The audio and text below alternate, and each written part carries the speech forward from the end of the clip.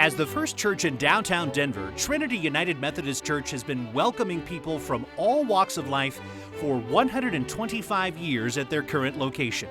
On December 23, 1888, Trinity held its first service in the sanctuary at 18th and Broadway. Since then, the church has grown and evolved with downtown Denver.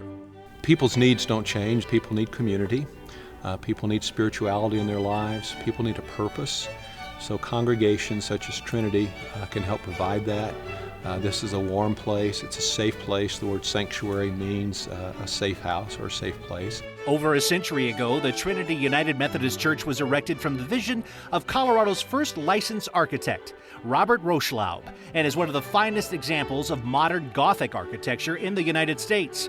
The building's distinctive spire was an incredible architectural achievement as the nation's tallest stone structure in 1888. When it was built in 1888, they were already suffering from the problem of being a downtown church, and a lot of folks were moving from downtown into the suburbs, and they were losing their congregation.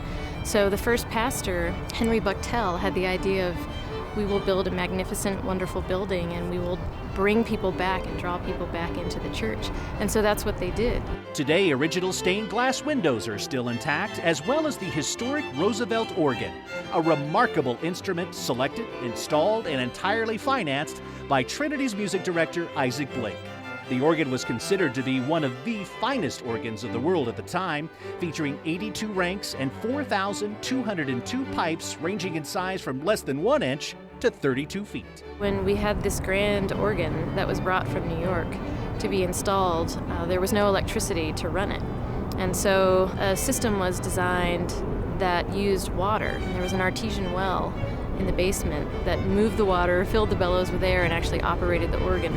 So there were a lot of features in the building that really were considered to be very cutting-edge technology at the time. With a focus on community and families, Trinity United Methodist Church has remained committed to staying relevant, drawing about 3,500 visitors from the entire Denver metro area to downtown every week.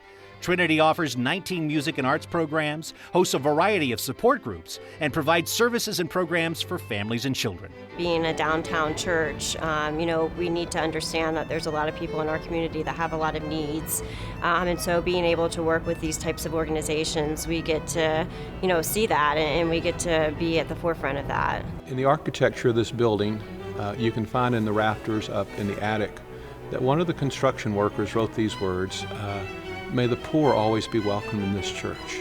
Not just those in rich, costly robes, but those who have nothing find a place here." In 1984, the Second Century Foundation was established by members of the church as a permanent endowment to raise funds for Denver-based outreach organizations, including the St. Francis Center, Metro Care Ring, and Urban Peak.